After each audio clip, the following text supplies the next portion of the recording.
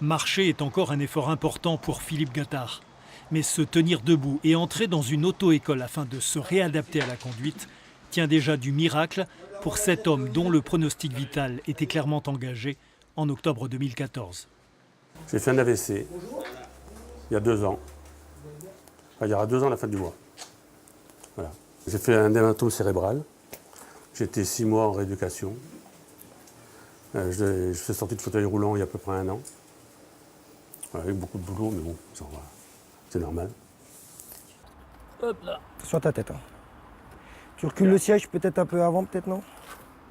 Éric Frémont est moniteur et gérant d'auto-école depuis près de 10 ans, mais commence tout juste à recevoir des clients PMR, personnes à mobilité réduite. La grosse différence, on va dire, avec les habitudes que tu pouvais avoir, c'est le pied gauche.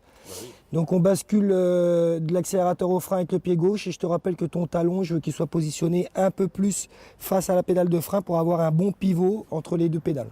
Tu laisses comme ça, surtout sur la voiture. Paralysé sur tout le côté droit, Philippe doit bien sûr disposer d'un véhicule adapté pour sa rééducation à la conduite. Éric Frémont a donc investi dans du matériel répondant à presque tous les types de handicap pour attirer une nouvelle clientèle et répondre à une demande. Surtout, j'ai une femme qui est dans le milieu du handicap.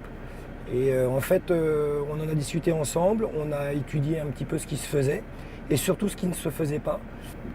On a le sentiment, en développant ce projet, de servir vraiment à quelque chose. Donc on le fait vraiment dans cet objectif-là. En région Centre-Val de Loire, seule une poignée d'auto-écoles propose l'apprentissage ou la remise à niveau à la conduite sur véhicules adaptés.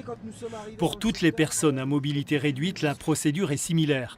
D'abord obtenir un certificat médical d'aptitude à la conduite, puis trouver une auto-école spécialisée et passer ou repasser un examen de conduite avec un inspecteur. Un long parcours, coûteux. Le problème, c'est ça. C'est cher. Enfin, tout est cher. Et on n'est pas aidé.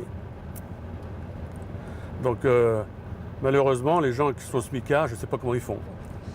50 € pour 1 heure de cours contre une quarantaine pour les valides et plusieurs milliers d'euros aussi pour l'adaptation du futur véhicule personnel. De ce point de vue, les personnes à mobilité réduite partent avec un handicap supplémentaire.